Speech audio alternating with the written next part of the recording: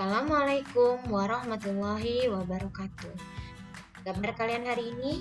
Saya berharap kalian dalam keadaan sehat dan bisa mengikuti pelajaran analisis kimia dasar. Materi hari ini adalah alat pemadam api ringan atau APAS. Setelah mempelajari materi ini, kalian diharapkan bisa mengidentifikasi jenis dan tipe alat pemadam api ringan yang tersedia. Yang kedua, memilih dan mengoperasikan alat pemadam api ringan. Yang ketiga, merawat alat pemadam api ringan.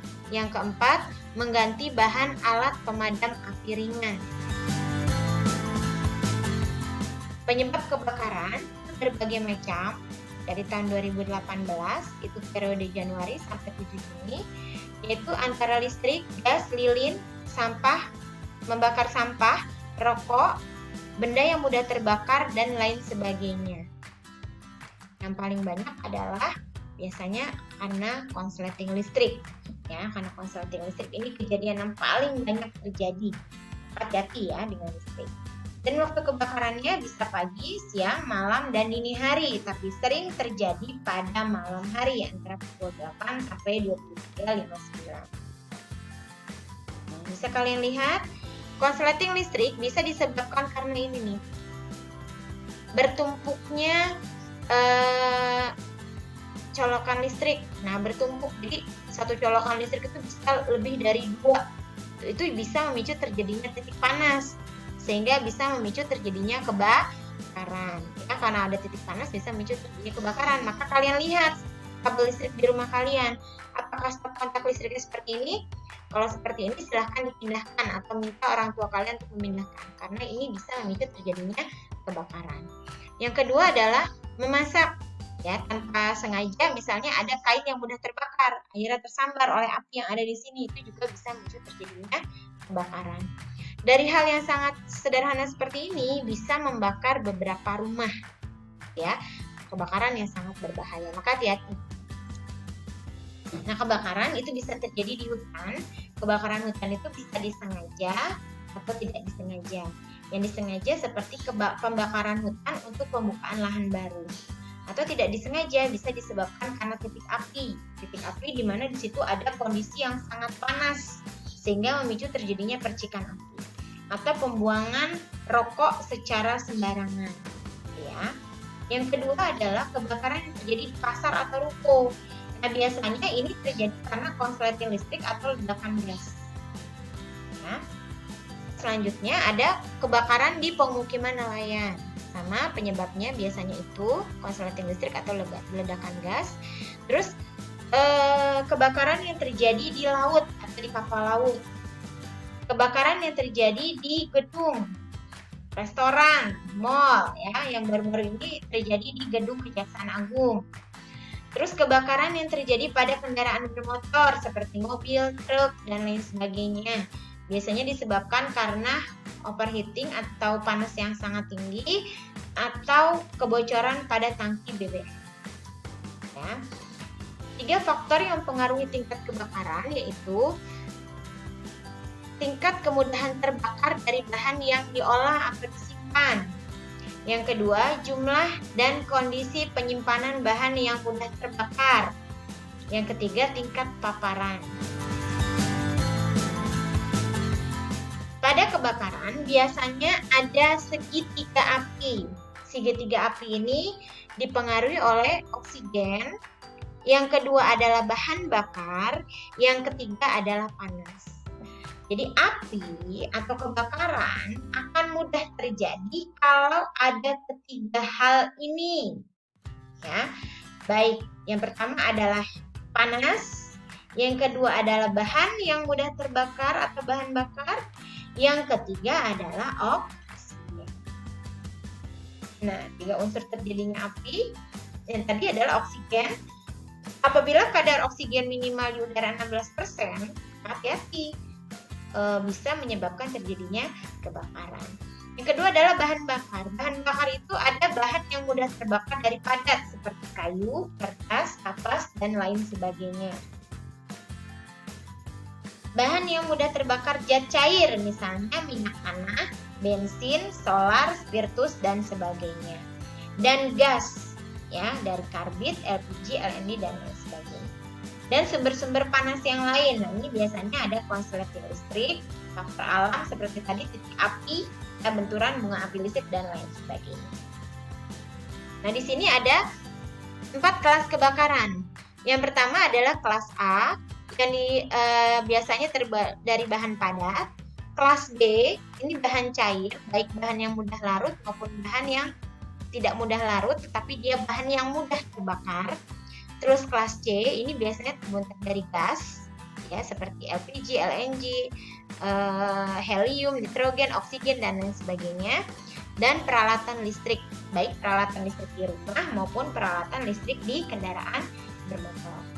Ya juga. Nah, ini alat pemadaman api, contohnya biasanya yang kita kenal itu adalah air. Tetapi ternyata media pemadaman bukan cuma air, ada busa, ya, ada CO2, ada kimia kering atau chemical dry. Ya, contohnya bisa kalian lihat di buku materi. Yang keempat adalah halon. 1211, sorry. Ya. Nah, untuk kelas A itu sangat mudah dipadamkan dengan air, ya, karena dia bahan yang mudah terbakar seperti kertas, kain, sampah dan lain sebagainya kita siram aja dengan air, itu biasanya mudah terbakar. Kalau untuk halon itu biasanya untuk api yang awal. Tetapi untuk kelas A ini tidak bisa dipadamkan dengan CO2. Ya.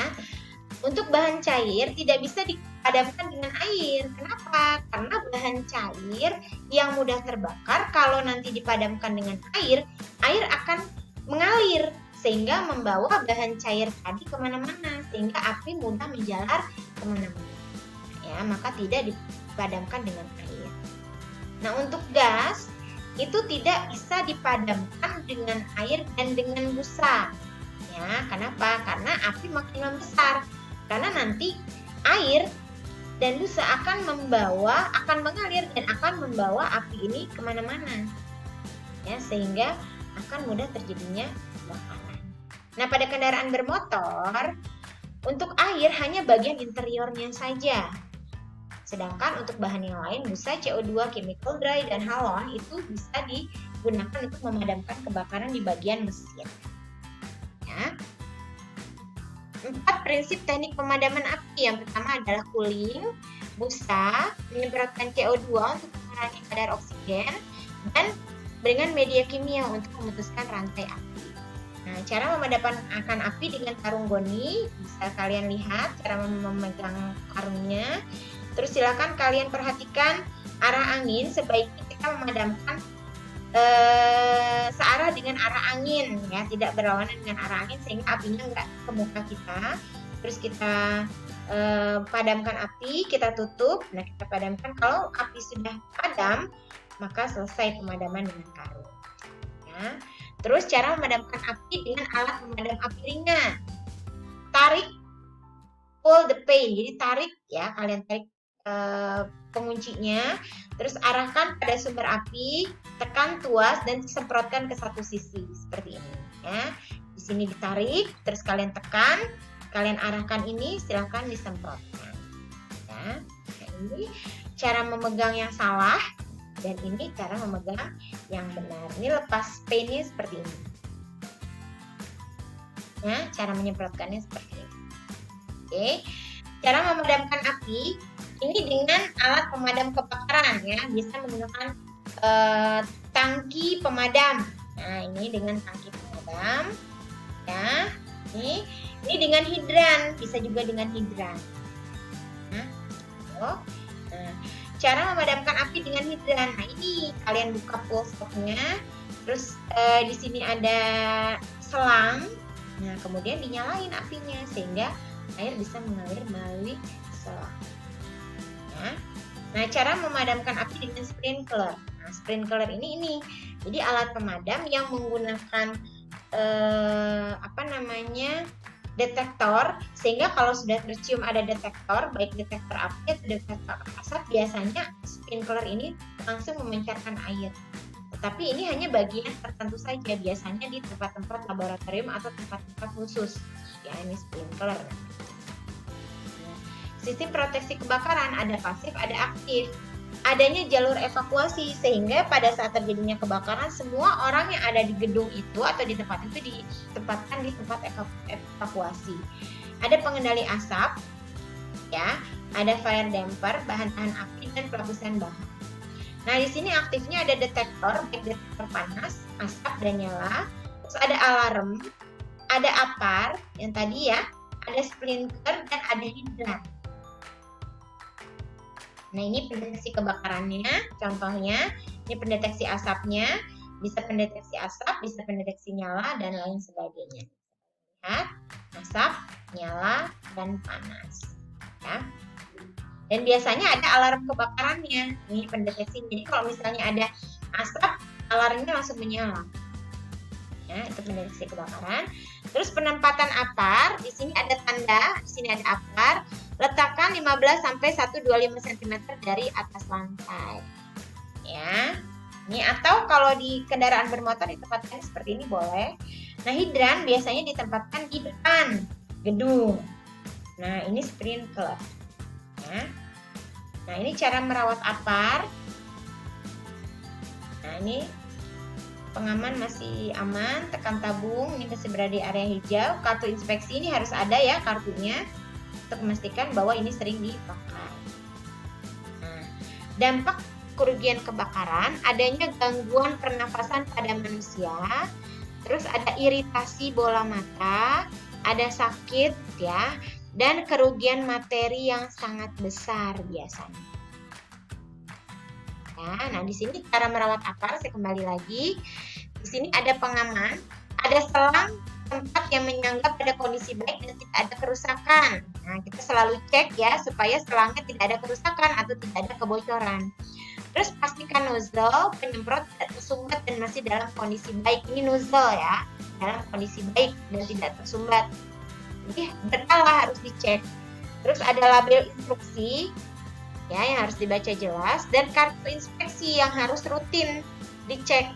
Sebulan sekali misalnya kita cek rutin apakah selang, nozzle, terus posisi tabung, ring pengaman itu dalam keadaan baik. Ya. Nah, ini dampak kebakaran. Karena kebakaran banyak menyebabkan kerugian material maupun kerugian jiwa, maka kita harus mencegah terjadinya kebakaran. Ya, wassalamualaikum warahmatullahi wabarakatuh.